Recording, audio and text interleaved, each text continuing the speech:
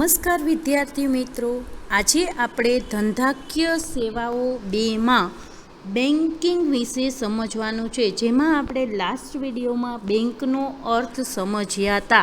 આજે આપણે બેંકના કાર્યો સમજવાના છે, જેમાં આપણે જોઈએ બેંકના કાર્યો. બેંકનો અર્થ કયો હતો? તો કે માંગવામાં આવે એટલે તરત જ નિર્ધારિત મુદ્દતના અંતે પરત કરવાની શરતે ધિરાણ કરવાના હેતુથી બચતો એકત્રિત કરતી સંસ્થાને બેંક કહે છે.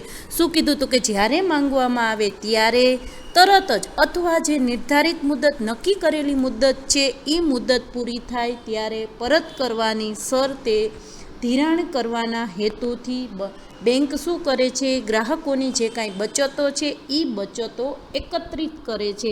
એટલે કે બચતો એકત્રિત કરતી સંસ્થાને બેંક કહેવામાં આવે છે અને બેન્કિંગની સેવા આપતી સંસ્થાને બેંક તરીકે ઓળખવામાં આવે છે. આજે આપણે બેંકના કાર્યો સમજવાના છે, જેમાં આપણે બેંકનું મુખ્ય કાર્ય આપણે તે દિવસે ચર્ચા કરી હતી કે થાપણો સ્વીકારવી અને રોકાણ કે ધિરાણ કરવું. એનું મુખ્ય કાર્ય ગ્રાહકોએ જે બચતો એકત્રિત કરી છે એ થાપણ સ્વરૂપે સ્વીકારવું અને એ થાપણોનું અન્ય જગ્યાએ રોકાણ કે ધિરાણ કરવું, એ એનું મુખ્ય કાર્ય છે. પરંતુ વર્તમાન સમયમાં આ કાર્ય ઉપરાંત અન્ય કાર્યો પણ બેંક કરે છે. તો કે આ બે કાર્યો તો કરે જ છે, પણ એના સિવાયના પણ અન્ય કાર્યો પણ કરે છે. બેંક સેવાઓનો વિકાસ ખૂબ જ થતો જાય છે અને તેની સેવાઓમાં પણ વિવિધતા જોવા મળે છે. બેંકના બધા કાર્યોની યાદી બનાવવી મુશ્કેલ છે, એટલે કે બેંક જે કાંઈ કાર્યો કરે છે એની યાદી બનાવવી મુશ્કેલ છે. બેંકના કાર્યોને મુખ્ય કાર્યો અને ગૌણ કાર્યોમાં વિભાજિત કરી શકાય છે, એટલે કે બેંકના બધા કાર્યોની યાદી બનાવવી મુશ્કેલ છે, પરંતુ બેંકના મુખ્ય કાર્યો અને ગૌણ કાર્યોમાં એને વિભાજિત કરવામાં આવે છે. એની યાદી આપણે નીચે આપેલી છે, ચાર્ટ સ્વરૂપે આપણે જોઈએ. બેંકના મુખ્ય કાર્યો અને ગૌણ કાર્યો. તો કે બેંકનો મુખ્ય કાર્યો કયા છે? તો કે થાપણો સ્વીકારવી, ધિરાણ કરવું, રોકાણ કરવું અને આંતર બેન્કિંગ વ્યવહારો કરવા, એ બેંકના મુખ્ય કાર્યો છે. જ્યારે ગૌણ કાર્યોમાં તો કે ગ્રાહકોના નાણાકીય વ્યવહારો સંભાળવા, હુંડિયામણને લગતા વ્યવહારો કરવા, શાકપત્ર આપવા, ટ્રાવેલર્સ ચેક આપવા, ડ્રાફ્ટની સેવા આપવી, બેંક સાથે જોડાયેલ વ્યક્તિને શાખ અંગેની માહિતી આપવી, બાંહેધરી દલાલ તરીકેની સેવા આપવી અને અન્ય સંબંધિત સેવા પૂરી પાડવી, જેવી કે એટીએમ, ડીમેટ, સેલ્ફ ડિપોઝિટ વોલ્ટની સુવિધા. આ બેંકના મુખ્ય અને ગૌણ કાર્યો છે, જે ડિટેલમાં આપણે આગળ સમજવાના જ છે. તો મુખ્ય કાર્યોમાં આપણે થાપણો સ્વીકારવી, ધિરાણ કરવું, રોકાણ કરવું અને આંતર બેન્કિંગ વ્યવહારો કરવા. તમને એક માર્કમાં પૂછાય કે બેંકના મુખ્ય કાર્યો જણાવો, તો તમારે એ 4 લખવાના હોય અને ગૌણ કાર્યોનું કીધું હોય તો તમારે આ બધા કાર્યો લખવા પડે. ગૌણ કાર્યો ઓછા પૂછાય છે, મુખ્ય કાર્યો વધારે પૂછાય છે. ગૌણ કાર્યોમાં તમારે અલગ અલગ કોઈ પણ પૂછાય છે કે ધારો કે ટ્રાવેલર્સ ચેક વિશે સમજૂતી આપો, એટીએમ કાર્ડ વિશે સમજૂતી આપો, એવા બધા પ્રશ્ન તમને પૂછાઈ શકે. ચાલો આપણે જોઈએ હવે બેંકના મુખ્ય કાર્યો. મુખ્ય કાર્યોમાં આપણે જોઈએ તો પહેલું તો કે થાપણો સ્વીકારવી. થાપણો કેવી સ્વીકાર? તો કે બેંક જાહેર જનતા પાસેથી અમુક વણ વપરાયેલી રકમ થાપણો તરીકે સ્વીકારે છે. શું કીધું? તો કે જનતા પાસે જે વણ વપરાયેલી એટલે કે વપરાયા વગરની જે રકમો છે એ રકમને થાપણ તરીકે સ્વીકારે છે અને બેંકમાં એ થાપણ તરીકે મૂકે છે, તો એના બદલામાં બેંક થાપણ મૂકનારને વ્યાજ ચૂકવે છે. એટલે કે બેંક જાહેર જનતા પાસેથી અમુક વણ વપરાયેલી રકમ થાપણો તરીકે સ્વીકારે છે. બેંકમાં થાપણ મૂકનારને બેંક વ્યાજ આપે છે. બેંકની સૌથી મોટી જવાબદારી તો કે થાપણદારો અથવા તો બચત કરનારાઓ લોકોનો વિશ્વાસ જાળવી રાખવાનો છે. બેંક અલગ અલગ પ્રકારની થાપણો સ્વીકારે છે, જેના પર વ્યાજનો દર કેવો હોય છે? જુદો જુદો હોય છે. એટલે કે બેંક જાહેર જનતા પાસેથી જે વણ વપરાયેલી રકમ છે એ થાપણ તરીકે સ્વીકારે છે અને બેંકમાં થાપણ મૂકનારને બેંક વ્યાજ વસૂલ કરે છે. વ્યાજ ચૂકવે છે અને બેંકની સૌથી મોટી જવાબદારી કઈ હોય તો કે થાપણદારો અને બચત કરનારા લોકોનો વિશ્વાસ જાળવી રાખવાનો, એનો વિશ્વાસ કાયમ બેંક માટે રહે એવા પ્રયાસો કરતો હોય છે. અને બેંક અલગ અલગ પ્રકારની થાપણો સ્વીકારે છે, જેના પર વ્યાજનો દર કેવો હોય છે, જુદો જુદો હોય છે. બેંક મુખ્યત્વે 4 રીતે થાપણ સ્વીકારે છે, જેમાં બચત ખાતું, ચાલુ ખાતું, રિકરિંગ ખાતું અને બાંધી મુદતનું ખાતું. બેંકના ખાતાના પ્રકારો તમારે 3 માર્કમાં પ્રશ્નો પૂછાઈ શકે, જે આપણે આગળ સમજવાનું છે નેક્સ્ટ સેશનમાં, કે બચત ખાતું એટલે શું, ચાલુ ખાતું કોને કહેવાય, રિકરિંગ ખાતું કોને કહેવાય અને બાંધી મુદતનું ખાતું. બચત ખાતામાં જે કાંઈ બચતો છે એ થાપણદારો પોતાની બચતો રોકતો જમા કરાવતો હોય છે. ચાલુ ખાતું એ ધંધાદારી વ્યક્તિઓ જ ખોલાવી શકે છે. રિકરિંગ ખાતામાં તમારે નક્કી હોય કે દર મહિને તમારે અમુક રકમ જમા કરાવવાની હોય છે, એટલી રકમ જમા કરાવવી પડે છે. બાંધી મુદતનું ખાતું તો કે બાંધી મુદતના ખાતા એટલે કે ફિક્સ ડિપોઝિટનું ખાતું. તમે અમુક રકમ ફિક્સ સમય માટે, ફિક્સ મુદત માટે એમાં રોકવામાં આવે છે, જેની આપણે વધારે ચર્ચા આગલા જ્યારે એ પ્રશ્ન આવશે ત્યારે આપણે દરેક ખાતાઓ વિશે કરશું. એટલે કે બેંકમાં અલગ અલગ પ્રકારની થાપણો સ્વીકારે છે, જેના વ્યાજના દર પણ દરેક ખાતાના કેવા હોય છે, જુદા જુદા હોય છે. બચત ખાતું, ચાલુ ખાતું, રિકરિંગ ખાતું અને બાંધી મુદતના ખાતાના વ્યાજના દર કેવા હોય છે, જુદા જુદા હોય છે. ચાલો પછી બીજું આવે છે, પહેલું હતું મુખ્ય કાર્યોમાં થાપણો સ્વીકારી, બીજું આવે છે ધિરાણ કરવું. એટલે કે બેંક વિવિધ પ્રકારના ખાતાઓ દ્વારા થાપણો સ્વીકારે છે. એટલે ઉપર દર્શાવેલા આપણે ખાતા, બચત ખાતું ખોલાવતા હોય, ચાલુ ખાતું, રિકરિંગ ખાતું ખોલાવતા હોય અને બાંધી મુદતનું ખાતું હોય. એના આધારે જુદા જુદા ખાતાઓને આધારે થાપણો સ્વીકારે છે. બેંક અલગ અલગ પ્રકારના ખાતાઓ ખોલી અને થાપણોનો સ્વીકાર કરે છે. આમ થાપણો દ્વારા બેંકે મેળવેલ નાણાંનું અન્યત્ર ધિરાણ કરે છે. એટલે કે થાપણો દ્વારા જે કાંઈ બેંક નાણાં મેળવે છે એનું અન્યત્ર એટલે કે બીજી જગ્યાએ શું કરવામાં આવે છે, ધિરાણ કરવામાં આવે છે. બેંક થાપણો સ્વીકારીને બચતકારને વ્યાજ આપે છે. એટલે બેંક શું કરે છે, થાપણો સ્વીકારે છે, એના બદલામાં જે રોકાણ કરનાર છે, બચતકારો છે, એ બચતકારોને એના બદલામાં શું આપે છે, વ્યાજ આપે છે. તેથી થાપણદારોને ચૂકવાતા વ્યાજના દર કરતાં વધુ દરે નાણાં જરૂરિયાતવાળી વ્યક્તિઓને ધિરાણ કરવામાં આવે છે. એટલે કે થાપણદારોને જે વ્યાજ ચૂકવવામાં આવે છે એ વ્યાજના દર કરતાં ધિરાણના વ્યાજના દર કેવા રાખવામાં આવે છે, વધુ. એટલે કે નાણાંની જરૂરિયાતવાળી વ્યક્તિઓને ધિરાણ કરે છે. વ્યાજના દરના તફાવતમાંથી બેંક નફો મેળવે છે. બેંક નીચે મુજબ ધિરાણ કરે છે. એટલે એમ કે થાપણદારોને બેંક વ્યાજ ચૂકવે છે એના કરતાં નાણાંની જરૂરિયાતવાળી વ્યક્તિને ધિરાણ કરે છે. એના વ્યાજના દર કેવા રાખે છે, ઊંચા રાખે છે. થાપણદારોને વ્યાજ ચૂકવે છે એના કરતાં ધિરાણ મેળવનાર વ્યક્તિના વ્યાજના દર કેવા હોય છે, ઊંચા હોય છે. એટલે કે વ્યાજના દરના તફાવત એટલે થાપણદારોને જે વ્યાજ ચૂકવાય છે અને ધિરાણ કરનાર જરૂરિયાતવાળી વ્યક્તિઓને જે ધિરાણ કરે છે એના વ્યાજના દર વચ્ચેનો જે તફાવત છે એના દ્વારા બેંક નફો મેળવે છે. બેંક નીચે મુજબ ધિરાણ કરે છે. કઈ કઈ રીતે ધિરાણ કરે તો કે લોન દ્વારા, ઓવરડ્રાફ્ટ દ્વારા અથવા તો કેશ ક્રેડિટ દ્વારા. લોન દ્વારા પણ બેંક આપણે ઘણી વખત જોયું હોય તો મકાન લેવું હોય તો મકાન માટેની લોન લેતા હોય છે, બેંકમાંથી જ મળે. એના વ્યાજના દર કેવા હોય છે, ઊંચા હોય છે. આપણે બેંકમાં નાણાં રોકીએ એ વ્યાજ આપણે બેંક ચૂકવે છે એના કરતાં લોન લઈએ ત્યારે વ્યાજના દર કેવા હોય છે, ઊંચા હોય છે. એવી જ રીતે ઓવરડ્રાફ્ટ અને કેશ ક્રેડિટ દ્વારા પણ ધિરાણ કરવામાં આવે છે. એમાં પહેલું આપણે જોઈએ લોન દ્વારા. તો કે બેંક લાંબા ગાળા માટે કે ટૂંકા ગાળા માટે લોન આપે છે. કેટલાક પ્રકારના લોન પર તારણ પણ જરૂરી હોય છે. એટલે કે વસ્તુ ગીરવે પણ મૂકવી પડે છે. બેંક લાંબા ગાળા કે ટૂંકા ગાળા માટે લોન આપે છે અને કેટલાક પ્રકારની લોન આપવા માટે એના ઉપર વસ્તુ ગીરવે એટલે કે તારણ જરૂરી છે. એના ઉપર વસ્તુ ગીરવે મૂકે પછી એને લોન આપવામાં આવતી હોય. તમે અત્યારે જાણતા હોય કે ગોલ્ડ લોન આપવામાં આવે એટલે કે તમારા સોનાના જે કાંઈ દાગીના છે એને તારણ તરીકે મૂકી અને તમને લોનના પૈસા આપવામાં આવે છે. જ્યારે કેટલાક પ્રકારની લોનમાં તારણ જરૂરી નથી અને કેટલાક પ્રકારની લોનમાં કંઈ વસ્તુઓ ગીરવે મૂકવી પડતી નથી. આવી લોન વેપારીઓ અને વ્યક્તિગત કે ઉદ્યોગપતિઓને આપવામાં આવે છે. તારણ વગરની લોન કોને તો કે વેપારીઓ અથવા વ્યક્તિગત કે ઉદ્યોગપતિઓને આપવામાં આવતી હોય તારણ વગરની લોન. જેની સામે તેટલી જ રકમની જામીનગીરી બેંક લેતી હોય. તારણ નથી, પણ એટલી શું કરતી હોય? બેંક જામીનગીરી લેતી હોય. પ્રવર્તમાન સમયમાં આપણે જોઈએ તો હોમ લોન, ઘર લેવું હોય તો એના માટેની પણ લોન આપવામાં આવે છે. કાર લોન, તમે કાર પણ લોનથી ખરીદી કરી શકો છો. એજ્યુકેશન લોન, ભણવા માટેની પણ લોન આપવામાં આવે છે. કેશ ક્રેડિટ આપવા માટે મશીનરી લોન, મશીનરી ઉપર પણ લોન આપવામાં આવે છે.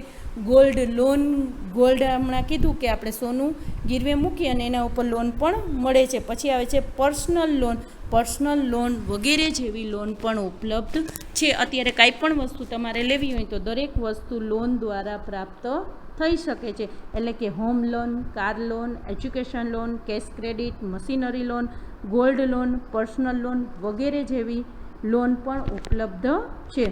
પછી આવે છે બી, ઓવરડ્રાફ્ટ કે કેશ ક્રેડિટ દ્વારા પણ ધિરાણ કરવામાં આવે. ઓવરડ્રાફ્ટની સગવડ કોને આપવામાં આવે? તો કે જે ચાલુ ખાતું ધરાવે છે એ વ્યક્તિને ઓવરડ્રાફ્ટની સગવડ આપવામાં આવે છે. અને ચાલુ ખાતું કોણ ધરાવે? તો કે ધંધાદારી વ્યક્તિઓ ધરાવતા હોય છે, એને ઓવરડ્રાફ્ટની સગવડ આપવામાં આવે છે. ચાલુ ખાતું ધરાવનાર અગાઉથી મંજૂર કરેલ મર્યાદામાં અને ટૂંકા ગાળા માટે ખાતામાં જમા રકમથી વધુ રકમ ઉપાડે એવું બને તો તેને ઓવરડ્રાફ્ટ કહેવામાં આવે છે. એટલે કે ટૂંકમાં ઓવરડ્રાફ્ટ એટલે ખાતામાં જમા રકમ છે એના કરતાં વધુ રકમ ઉપાડવાની જે સગવડ બેંક દ્વારા આપવામાં આવે એને ઓવરડ્રાફ્ટ કહેવામાં આવે છે. પણ કેટલો ઓવરડ્રાફ્ટ કે એની પણ મર્યાદા નક્કી કરેલી હોય છે અને એનો સમયગાળો કેવો હોય છે? ટૂંકા ગાળા માટે એને ખાતામાંથી રકમ ઉપાડવા દેવામાં આવે છે. એટલે કે ચાલુ ખાતું ધરાવનાર અગાઉથી મંજૂર કરેલ મર્યાદામાં અને ટૂંકા ગાળા માટે ખાતામાં જમા રકમથી વધુ રકમ ઉપાડે એવું બને તો તેને ઓવરડ્રાફ્ટ કહેવામાં આવે છે. ઓવરડ્રાફ્ટ પણ તમારે પૂછાઈ શકે. ઓવરડ્રાફ્ટ તમારા ખાતામાં જે રકમ છે એના કરતાં વધુ રકમ ઉપાડવા દેવાની જે સગવડ બેંક દ્વારા આપવામાં આવે તેને ઓવરડ્રાફ્ટ કહેવામાં આવે છે. અને ઓવરડ્રાફ્ટનો સમયગાળો કેવો હોય છે? ટૂંકો હોય છે. પરંતુ ઓવરડ્રાફ્ટનો સમય જ્યારે નિશ્ચિત કરી દેવામાં આવે ત્યારે તેને કેશ ક્રેડિટ તરીકે ઓળખવામાં આવે છે. એટલે કે ઓવરડ્રાફ્ટનો સમયગાળો જ્યારે નિશ્ચિત થઈ જાય ત્યારે એને કેશ ક્રેડિટ તરીકે ઓળખવામાં આવે છે. એ પણ વ્યક્તિને વધુ રકમ ઉપાડવાની સગવડ, પણ એનો સમયગાળો કેવો હોય છે? નિશ્ચિત. જમા રકમ કરવા માટેનો સમયગાળો કેવો હોય છે? નિશ્ચિત. એને કેશ ક્રેડિટ કહેવામાં આવે છે. એટલે ધિરાણ કરવા માટે બેંક નીચે મુજબ બે રીતે ધિરાણ કરે છે. એક લોન દ્વારા અને બીજું ઓવરડ્રાફ્ટ કે કેશ ક્રેડિટ દ્વારા. પછી ત્રીજો પ્રકાર આવે બેંકના મુખ્ય કાર્યોમાં. ત્રીજું કાર્ય આવે છે, પહેલું કયું હતું? થાપણો સ્વીકારવી, ધિરાણ કરવું, અને ત્રીજું છે રોકાણ કરવું.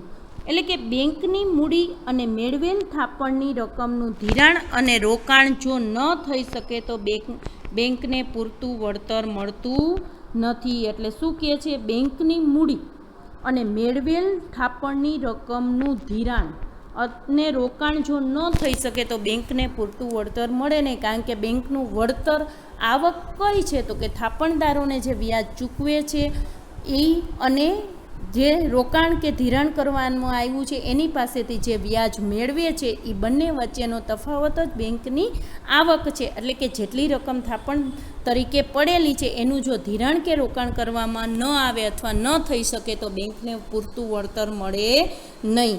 બેંકનું મહત્ત્વનું કાર્ય શું હોય? તો કે અન્ય જગ્યાએ આ રકમનું રોકાણ કરવાનું હોય છે. એટલે બેંકનું મુખ્ય કાર્ય, થાપણો તો સ્વીકારી લીધી, પાછું એને રોકાણ પણ કરવું પડે તોય એનામાંથી આવક મળે. એટલે કે અન્ય જગ્યાએ આ રકમનું રોકાણ કરવાનું. આ રોકાણ યોગ્ય ગણતરી સાથે સલામત જગ્યાએ કરવું અનિવાર્ય છે. એટલે કે આ રોકાણ પણ એવી રીતે કરવું પડે, યોગ્ય ગણતરી સાથે સલામત જગ્યાએ કરવું પડે. કારણ કે જ્યારે જરૂર પડે, કારણ કે થાપણદારો તો ગમે ત્યારે પોતાની રકમ માગી શકે છે, ત્યારે બેંકને ધિરાણ કરેલી જે રકમ છે એ પરત મળી શકે એવી રીતે એને રોકાણ કરવું જોઈએ. એટલે કે યોગ્ય ગણતરી સાથે અને સલામત જગ્યાએ રોકાણ કરવું જોઈએ. બેંકે અનામતની રકમ આરબીઆઈના નિયમ અનુસાર કુલ ડિપોઝિટની રકમ અમુક રકમ સરકારી જામીનગીરીમાં રોકવાની હોય છે. રિઝર્વ બેંક ઓફ ઇન્ડિયાના નિયમ અનુસાર કુલ ડિપોઝિટ જે બેંકની હોય છે એમાંથી અમુક રકમ એને સરકારી જામીનગીરીમાં રોકવાની હોય છે અને સરકારી જામીનગીરીમાં જે રકમ રોકવામાં આવે છે એનો વ્યાજનો દર કેવો હોય છે, નીચો હોય છે અથવા તો ઓછો હોય છે. બેંકમાં કટોકટી અને આકસ્મિક પરિસ્થિતિમાં રોકાણો છૂટા કરીને તરત રોકડ મળે તે રીતે નાણાંની ગોઠવણ કરવી અનિવાર્ય છે. એટલે બેંકમાં કટોકટી અને આકસ્મિક પરિસ્થિતિ સર્જાય ત્યારે એ રોકાણો વેચી એટલે કે એને છૂટા કરી અને તરત રોકડ મળે એવી નાણાંની ગોઠવણ બેંકે કરવી જરૂરી છે. કારણ કે બેંકમાં કટોકટી ક્યારે સર્જાય તો કે વધુ રકમનું ધિરાણ કે રોકાણ એને કરી દીધું છે, થાપણો મળી છે, એના આધારે એને રોકાણ કે ધિરાણ કર્યું છે, પરંતુ થાપણદારોને અમુક અફવાઓને કારણે એ શું કરે છે, પોતાની થાપણ બેંકમાંથી ઉપાડવા માટે તાત્કાલિક ઉપાડવા માટે આવે છે, પરંતુ હાથ ઉપર બેંક પાસે એટલી રોકડ હોતી નથી, ત્યારે બેંકમાં કટોકટી સર્જાય છે. એટલે કીધું કે આકસ્મિક પરિસ્થિતિમાં પણ રોકાણો છૂટા કરી અને રોકડ એને તરત મળી જાય એવી ગોઠવણ કરવી જરૂરી છે. બેંક મહદઅંશે સરકારી જામીનગીરીઓ કે સદ્ધરતાવાળા એકમમાં રોકાણ કરે છે, કારણ કે એની રોકાણની રકમ એને તરત મળી શકે. એટલે કે મોટા ભાગે એ સરકારી જામીનગીરી અને સદ્ધરતાવાળા એકમમાં ધિરાણ કરે છે. ચોથું છે આંતર બેન્કિંગ વ્યવહારો કરવા. આંતર બેન્કિંગ એટલે કે બેંકો વચ્ચે જે વ્યવહાર થાય એને આંતર બેન્કિંગ વ્યવહારો કહે છે. બેંકના મુખ્ય કાર્યો પૈકી એક કાર્ય બેંકો વચ્ચેના વ્યવહારોનું છે. ઘણી વખત બેંકના જે આપણે કાર્યો જોયા એની સાથે સાથે બેંકો વચ્ચે પણ ઘણા વ્યવહારો થતા હોય છે. એટલે કે દરેક બેંકને ઘણી વખત ખૂબ જ ટૂંકા ગાળા માટે એટલે કે 24 કલાક કે તેથી પણ ઓછા સમય માટે નાણાંની તંગી અનુભવવી પડતી હોય છે. એટલે કે ઘણી વખત બેંકને શું થાય, ખૂબ જ ઓછા સમયગાળા એટલે ખૂબ ઓછો સમયગાળો એટલે 24 કલાક કે તેથી ઓછા સમય માટે નાણાંની જરૂરિયાત પડતી હોય, નાણાંની તંગી અનુભવવી પડતી હોય. આ સમયે શું કરે તો કે અન્ય બેંકમાં વપરાયેલા નાણાં પડેલા હોય તો તરત જ જરૂરિયાત ધરાવતી બેંકને આપવામાં આવે છે. એટલે કે બીજી કોઈ બેંકમાં વપરાયેલા વાપર્યા વગરના નાણાં પડ્યા હોય તો તરત જ જે જરૂરિયાત ધરાવતી બેંક છે ને એને આપવામાં આવે છે, કારણ કે એને ટૂંકા સમય માટે નાણાંની તંગી વર્તાતી હોય. એ તંગીને દૂર કરવા માટે બીજી બેંકમાં જે વપરાયેલા નાણાં પડ્યા છે એ એને આપવામાં આવે છે. આ વ્યવસ્થા મધ્યસ્થ બેંકે નિયુક્ત કરેલ એજન્સી દ્વારા કરવામાં આવે છે અને આ વ્યવસ્થા કરવા માટે મધ્યસ્થ બેંક દ્વારા એક એજન્સીની નિમણૂક કરવામાં આવેલી હોય. એ નિયુક્ત થયેલી એજન્સી દ્વારા કરવામાં આવે છે. એ સેટલમેન્ટ કરી દે બેંકને, જેને જરૂર છે એને નાણાં આપે અને જેની પાસે વપરાયેલા પડ્યા છે એની પાસેથી લઈ અને જરૂરિયાતવાળી બેંકને આપવામાં આવે છે. સમગ્ર પ્રક્રિયા કોણ કરી દે છે? મધ્યસ્થ બેંક દ્વારા જે નિયુક્ત કરેલી એજન્સી છે એના દ્વારા કરવામાં આવે છે.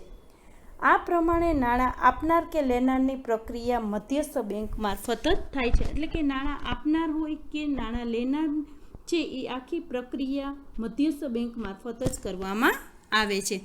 નાણાં લેનાર કે આપનાર એકબીજાના સંપર્કમાં આવતા નથી, કારણ કે મધ્યસ્થ તરીકે મધ્યસ્થ બેંક હોય છે. નાણાં લેનાર અને આપનાર એકબીજાના સંપર્કમાં આવતા નથી. આ રીતે બેંકોની સમસ્યાનું નિવારણ થઈ જાય છે. આ રીતે જે કાંઈ બેંકની સમસ્યા ઉદ્ભવે ટૂંકા ગાળા માટે એનું નિવારણ થઈ જાય છે. આમ જે રકમ માંગવામાં આવે અને તરત મળે તેને કોલ મનીના નામથી ઓળખવામાં આવે છે. શું કીધું? જે રકમ માંગવામાં આવે અને તરત મળે એને કોલ મનીના નામથી ઓળખવામાં આવે છે. કોલ મની એટલે માંગવામાં આવે તરત જ મળે એને કોલ મની કહે છે. અંડરલાઇન કરજો, તમને એક માર્કમાં પૂછાઈ શકે કે કોલ મની એટલે શું? તો કે જે રકમ માંગવામાં આવે અને તરત મળે તેને કોલ મની કહેવામાં આવે છે. આ રીતે મેળવેલ રકમ ઉપર વ્યાજ ચૂકવવું પડે છે. એટલે કે આ રીતે જે મેળવેલી રકમ છે કોલ મની દ્વારા જે રકમ મેળવી હોય એના ઉપર વ્યાજ ચૂકવવું પડે છે અને આ વ્યાજનો દર બજારમાં નાણાંની માંગના આધારે નક્કી થતો હોય છે. એટલે કોલ મનીથી જે નાણાં મેળવવામાં આવે છે એના ઉપર વ્યાજ મેળવેલ જેટલી રકમ હોય એના ઉપર વ્યાજ ચૂકવવું પડે છે. અને વ્યાજનો દર કેવી રીતના નક્કી થાય તો કે બજારમાં નાણાંની માંગના આધારે વ્યાજનો દર નક્કી કરવામાં આવે છે. માંગ અને પુરવઠાના આધારે આ વ્યાજનો દર નિશ્ચિત થાય છે.